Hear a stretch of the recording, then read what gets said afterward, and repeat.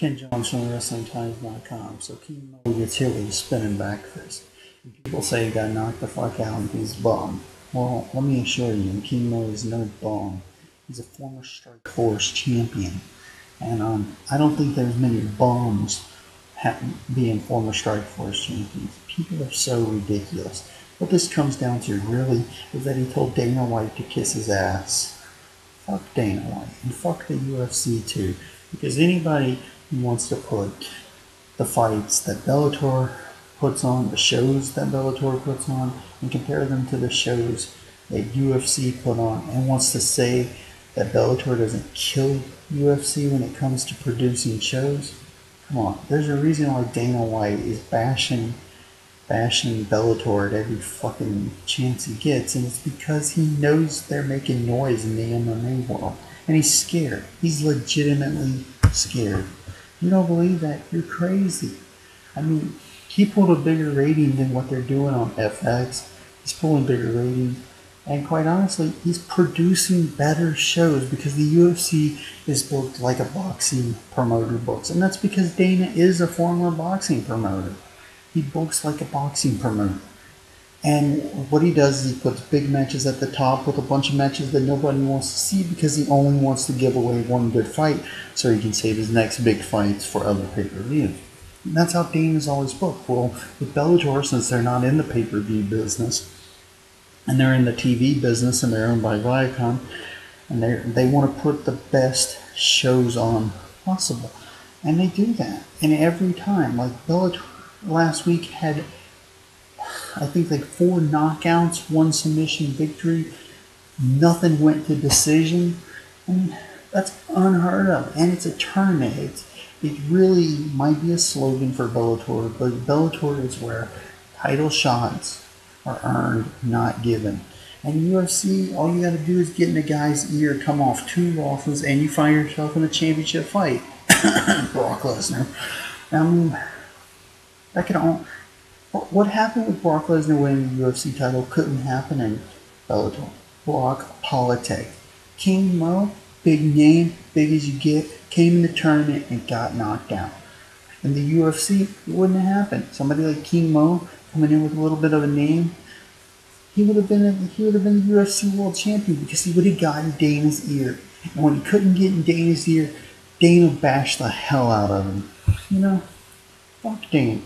King Mo, he's no bum. He got caught. And he even admitted it on his Twitter. He said, I got caught. Happens to the best of us. And it does happen. And his record is impressive. I mean, it's his second time losing people. I mean, most of his fights took place in freaking Strike Force. Give me a break. He's a bum? Are you serious? I'll tell you, Dana White's a freaking bum. Screw that shit. Anyways, does it hurt TNA's stock? Of course, especially if King Mo doesn't come back and produce good fights. And honestly, he'll come back. And guess what? If he does end up winning the Bellator title, he's got some more time. He'll probably be 6 months before he gets in another tournament. Gives him some time to play in TNA. And you know, everybody, what do people love more than a champion is a comeback story. And if this is, you know, that's why King Mo, you know, he went down, caught with the steroids, which, by the way, was the same thing Kurt got caught with. It was a product that was legal and then made illegal. King Mo says, and I buy what he's saying, you know. Kurt, I mean, because it's not the first time I've heard this story. A lot of people have been caught with these. Were legal and then got banned, and they were still doing them. They were over the counter and then got moved behind the counter, and that's when a lot of the athletic commission said that the supplement was no longer legal. Anyways, neither here nor there. If King Mo comes back, wins the tournament, catches the championship, and he's more frequently featured on TNA, if anything, this did nothing but slow down. In professional wrestling, slowing down is a great thing, and that brings me to Aces and Eights. I've heard so many people bash this story, and they're really the internet fans that are bashing this. And why are they bashing it? Because they're used to storylines going like this and aces and eights is going like this. And I laugh because Wrestling 101, nothing can ever go too slow when it comes to storyline progression. It can't be done. You can go too fast, you're going too fast, you're going way too fast. You can't go too slow. And internet fans are supposed to know this. They're supposed to be the first ones to know that going slow is a good thing. And they can say, well, not too slow. No, you know better than that. You know there is no such thing as going too slow. The slower you go, if they were going 50 times slower than they're going right now, they still wouldn't be going too slow.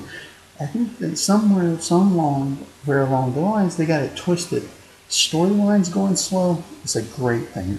Matches going slow is a bad thing. But that's a completely different thing. And I think they got confused. They don't like waiting. But waiting is what you're supposed to do to the viewer. You're supposed to make the viewer wait. You're supposed to not be fast. When you're fast, you have nothing left. When you're slow, the viewer has to tune in. Well, what if they don't tune in on big moments? Well, here's the thing. We've been brainwashed by wrestling, and mostly WWE has done this to fans, but brainwashed in general by wrestling. You're not supposed to get big moments. Moments. Do you hear that word?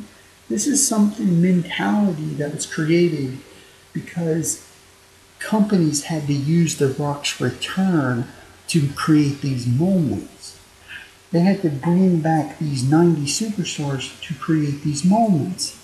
And Austin Aries winning the world title was a perfect example of why these moments do nothing good for wrestling in the long term.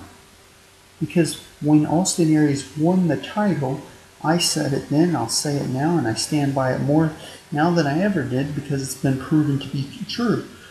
I even said the night he won the title, it was a great moment, and I'll give you that, but here's the problem. It was a moment. What you had before was a great Rude title run, and it was great, and it had been great for months, and they could have took it to Bound for Glory, had him face James Storm, and you would have still got your great moment, but you would have also had a payoff. See, moments are worth nothing if it can't make money. And Aries winning the championship did not make money because it was a moment. No one knew it was coming, which means you can't market it. James Storm versus Rude was not a moment. It was a progression of a storyline, which is what wrestling is supposed to be. Notice this. Instead of this. I'm painting a picture there for you. When Aries won the title, it was over. There was no progression in him. Getting close. And when he became champion, it was over. What was to do? There was nothing to do. He was the champ. He didn't fight a long fight. He won it because he cashed in. And he got lucky. He played a game of poker, drawed 2 aces, and won a big hand. Who can get behind that? You had 2 aces. Win with a 2 and 3 in poker, and people go, nice hand. Win with a couple aces, people go, well, duh, you had 2 aces. Here's the deal. I said that it was a bad thing that Aries, and it proves it. It proves that these moments don't ever pay off. And that's what WWE gives you. They give you these moments. TNA did it, and it caused so much downtime to what should have been good. Aries should have never happened. Rude should have took the title to Bound for Glory, and James should have beat him and carried the company another 6-7 months. Instead, they had to get the title off Aries because he couldn't carry, because there was no story to be told, and then that was just horrible booking with Aries. Listen, if James would have held that title, he could have had a babyface run just as good as Rude's heel run, and you would have had a year-long Rude run, and then followed by a year-long year-long James Storm run, and he could have sold more merch because Rude was a heel, which means naturally he doesn't sell as much merch as James. And what do you have at the end of James' run? Do you have a 1-year babyface run? No, you have a 2-year progression of a storyline. Moment. Progression of storyline. Going slow is never a bad thing. Going fast is always a bad thing. So let's talk about where the story could, the Aces and Eights story could potentially get going, since I'm trying to explain why I think going slow is always the wrong thing. Like I said, I think Aries' title run proves that if you peak, you peaked, and you can't do nothing. But here's the thing. Aces and Eights hasn't peaked yet. There's so much left to happen.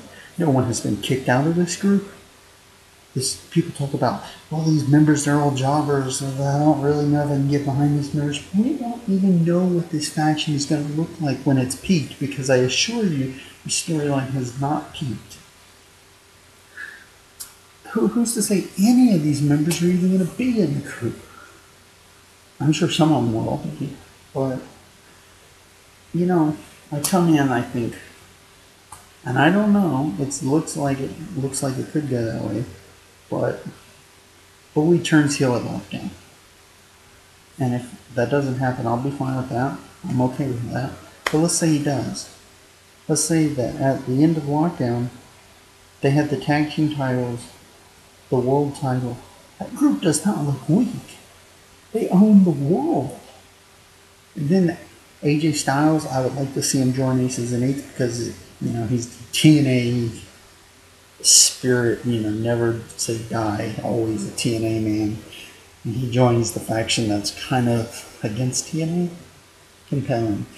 And especially if I would like to see, like, that if, let's say, Devon gets kicked out because somebody of a lesser rank in the group faces him, like Mike Knox. One guy advances in rank, the other guy loses some rank or gets kicked out of the group. I would like to see some of the ranks actually be like promotions inside the group, that if you can beat somebody of higher rank, then you get their rank.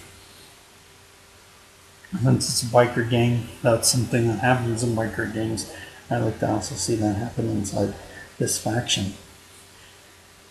As for AJ, I would like to see, this is hypothetically, Mike Knox faces Devon, beats Devon, but does it in face fashion.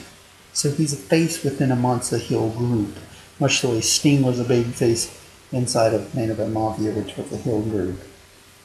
So I would like to eventually see Mike turn babyface, because I think the company's in desperate need of young babyfaces. And then ultimately, AJ Styles, who would be a heel, would ultimately kick Mike Knox out for basically being a babyface. And then Devon would get kicked out because Mike Knox kicked him out. So Devon's gone, Mike Knox is gone. I would like to see Mr. Anderson get kicked out just because he's not a TNA original. I would like to see this group be made up of nothing but TNA originals. But I just want to paint a faction of AJ Styles. Devon's out. Mike Knox is a babyface, so he's not obviously with the group. And then Doc. Doc would be in the group. So you would have Doc, who I would build as one of the guys that holds the tag team titles in the faction. Tag him with Wes Briscoe and let them hold the tag titles. And then Mike Knox would be out of the group. The mask guy would be somebody big. And I would like to see it be something crazy like Monty Brown. I don't think we're going to see that. But I think he is, in TNA's world, he's a big name and he's significant to TNA's history. So I'd like to see Monty Brown come in and be that guy. I don't think that's going to happen, but I just want to point, what I'm trying to say is this faction post-lockdown could be very powerful. And I don't think, when this is said and done, people will look back and say, they were the job squad. That group wasn't a powerful group. Anyways, that's my thoughts on many issues, TNA, MMA. I'm Ken Jones from WrestlingTimes.com, and see you later.